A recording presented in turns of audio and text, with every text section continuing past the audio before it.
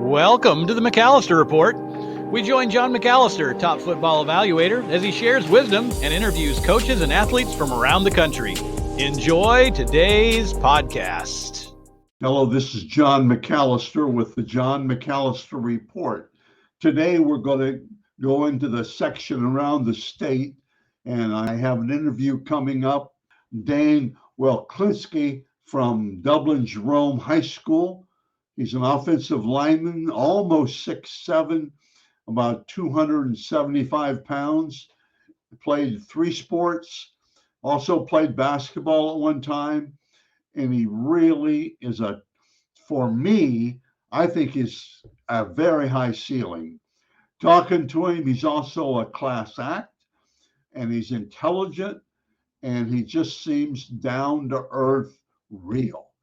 So I'm excited to talk to him. He's a 24 guy, 220 class of 2024, and I think his ceiling is high, as I said, and I think he's going to be a very, very fine Division I college football player.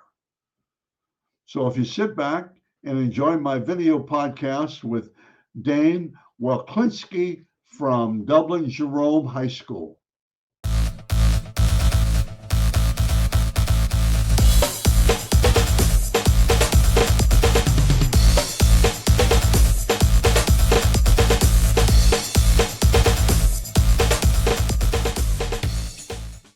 As I said earlier in the show, my guest today is an offensive lineman from Dublin Jerome, Dane Wleklinski.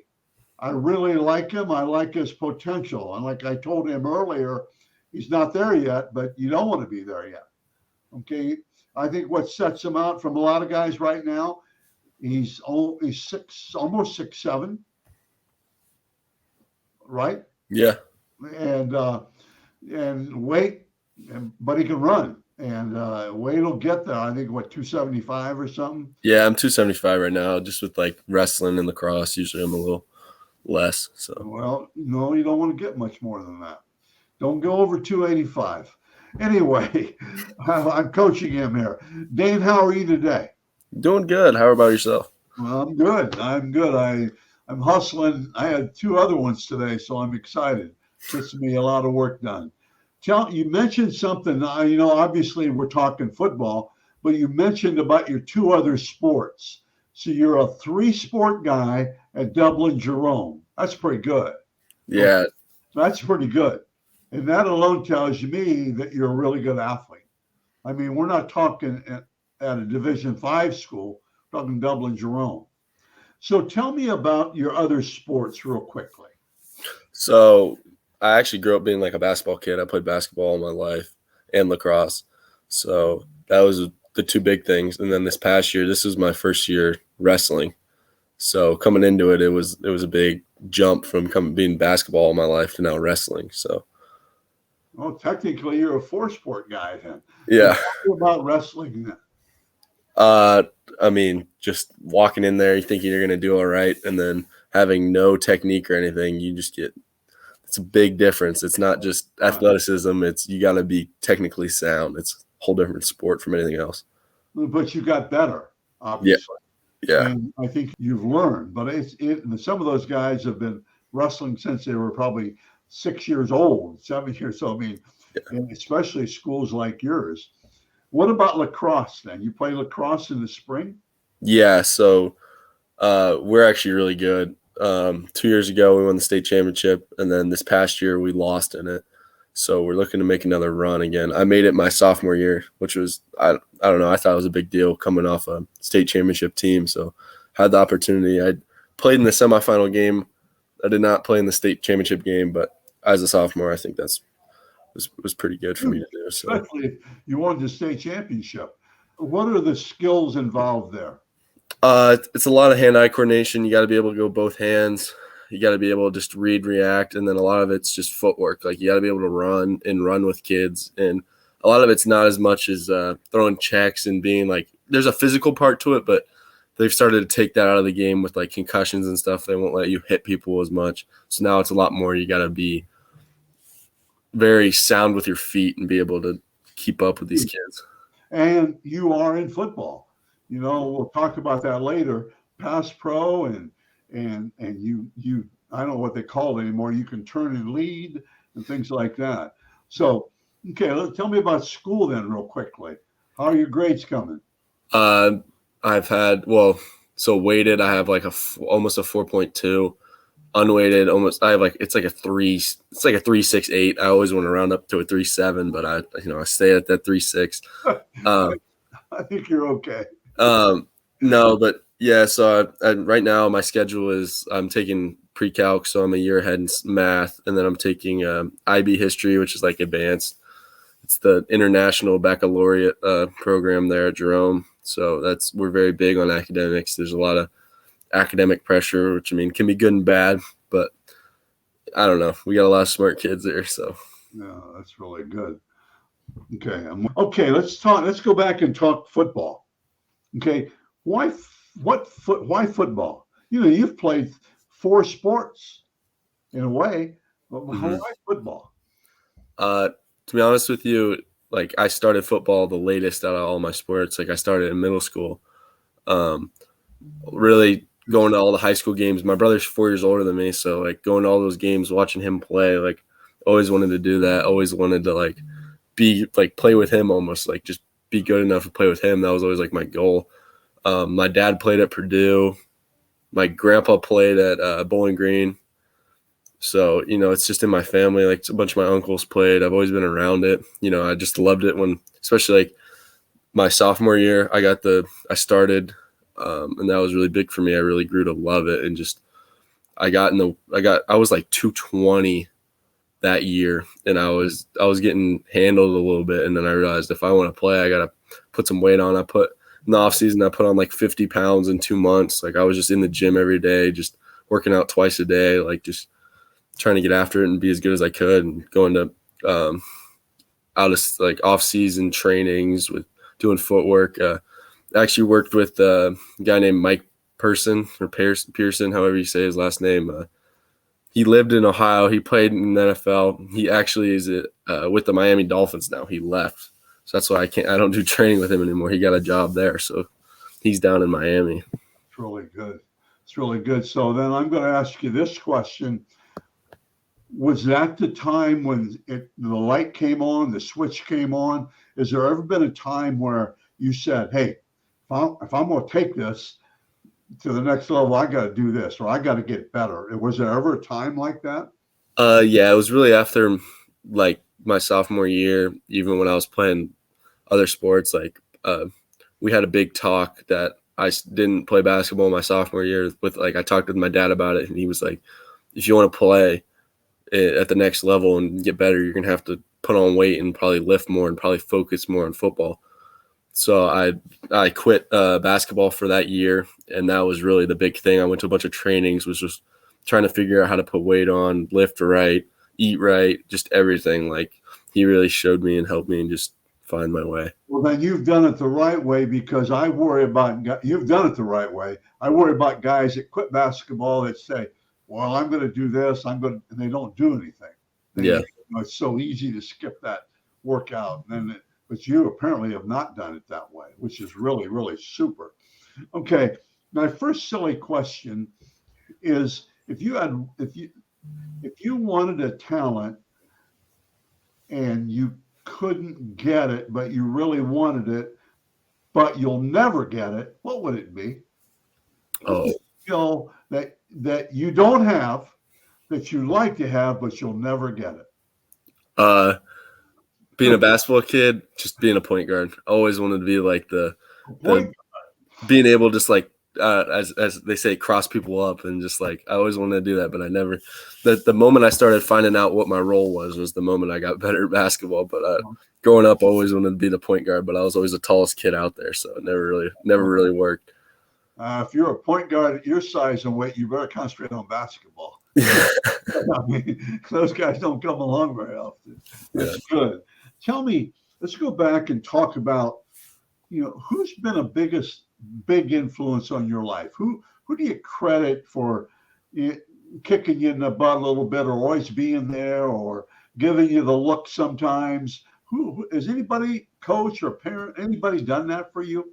Well, both my parents did. My dad was more like kicking your butt. Like there's a lot of stuff you're gonna have to do that you don't want to do. And then my mom more or less like was the just like kind of explain to me how the hard love works, and that was kind of something I had to get through my head first. That just with being my dad being like that, it wasn't like that he was being mean and telling me how to do it, but if I wanted to do it, he was trying to help me succeed, and she helped me see through that. And then my coach my sophomore year, who actually came from Kaufman, he retired after a year here. He'd been coaching for like 35 years though. Tom Turner, he was really big influence just with training and helping me like just develop. That's really good. What are words you live by, Dane? I'm an old coach, an English teacher. I've got all these sayings, and I think about, even at my age at 74, I still have words I live by, and leave it on the field, and never quit, things like that. Do you have any words you live by? My big words, well, like I don't really have a words, but I have philosophy. Is like you should have fun with like whatever sport you're doing or whatever you're doing, but you got to know how to just flip the switch. Like when it's time to go, when it's time to get mean, I guess, like you just got to have that. Like when you step on the field and it's game time, you got to flip that switch and just be a different person. Like you can be all laughy and like buddies with people, but as soon as you get on that field, it's completely different. You got to be able just to switch your mindset. I call that the white line rule. Okay, I can talk to you off the field and joke around before. I don't do it much for a game, but talk to you and laugh a little bit. But once you step across that line, I don't bug you, and you don't. You get after it. I think there are guys that do that are amazing to me, because in some ways you can't take life too seriously.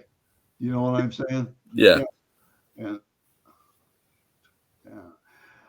let's talk about. We talk about other sports. What's one person that you would trade places with for one day? Who would be one person, or hang with, but really anybody? It can be anybody. See what makes them go. Honestly, like either just like Michael Jordan. My dad grew up out of Chicago, always loved him. And just like, hearing his just work ethic and like how he was able to succeed in life. I just want, I feel like he would have some good life advice, even though it's not like football based, but just life advice in general. Well, he was a pretty competitive guy. Yeah. Even among his own players and teammates and stuff in practices. He was a pretty competitive guy, which is really good. Okay, let's talk football again. What's your strength as an offensive lineman? I feel like my strength is just kind of, as you said, like I feel like I'm just quicker, a little faster than most of them. Like I'm not super heavy. I feel like I can just move. Like granted, I'm not the strongest, so it's not like come off the ball and just like putting kids in the ground and stuff. But I feel like my athleticism makes up for that. So it's kind of like the good and the bad about being a little lighter. It's just you can move better. Okay, what do you have to improve on? Probably my strength overall in general. Probably more run game, like inside zone and stuff. Like outside zone, I can get out and run with people. Like pass set, I can keep my feet and my hands with me. But I think it's more just the hard nose, like inside moving D tackles and stuff. I just gotta be able just to move them a little easier. I will tell you, I agree. And my 2 cents, and I get to do this on my own show. So I think you've done really well. I think that you can, I think you've done really well. And I think the thing with, as we're finding out more and more, linemen have to be as smart and athletic as they are big and tough and strong. But they got to be athletic. And the colleges put your weight on. I think you do a good job. I thought pass protection, you overextend sometimes and get out of position, but I just sometimes. And I think the other thing is strength, but you'll get that. Mm-hmm. That's what colleges are supposed to do. They're supposed to make you stronger and improve. But feet and quickness, that's just what you have. And so I think it's really huge. I said something to you. I think as you get a little bit older, you'll find that staying on your feet is much better than falling down all the time and trying to run guys in the ground. That's just me. But I think if you can stay on your feet, because the colleges don't want you on the ground. And Yeah. even trying to pin, I mean, a pancake is when you come off the ball and just drive a guy down. You know what I'm saying? Right now, it's not when you drive the guy 30 yards down the field, and you're just going to have to be patient because you're going to get bigger and stronger. And, it's not what you are right now. Okay. End of my sermon. Do you study film very much? Yeah. So actually, I have another mentor who his name is Marshall Davis. He played at OU. He lives around here, and we always used to go watch film.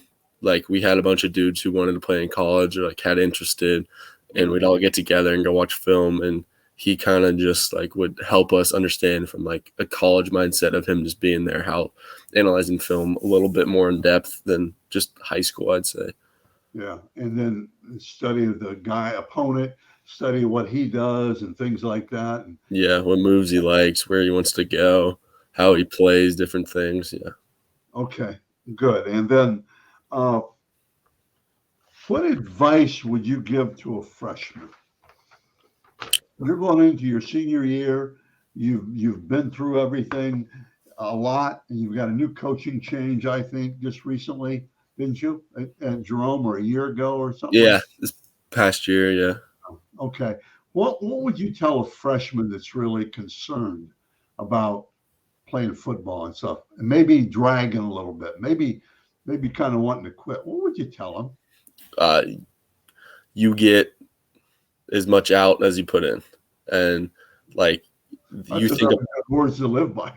Yeah, like you think about, oh, I'm not doing well, I'm not doing this. Well, what are you doing? What extra work are you putting in? Why are these people ahead of you? Is it just their natural talent, or are they just working harder than you? Like, you have to understand that some things just aren't always like as they're better than me. Like, there's things that you can do to up your game and really just stay equal with a lot of people. That's good. Okay. I'm a big into energy, and I don't mean necessarily energy of lifting weights and things like that. I mean the other kind of energy. Okay, senior year, college recruited tackle with offers. What energy are you going to bring to Dublin Jerome when you go against Kaufman, when you go against Bradley, and go against Liberty? And I don't know if you play all those guys, but I'm very familiar with them. What energy are you going to bring to your team, Mo? I think it's going to be every day.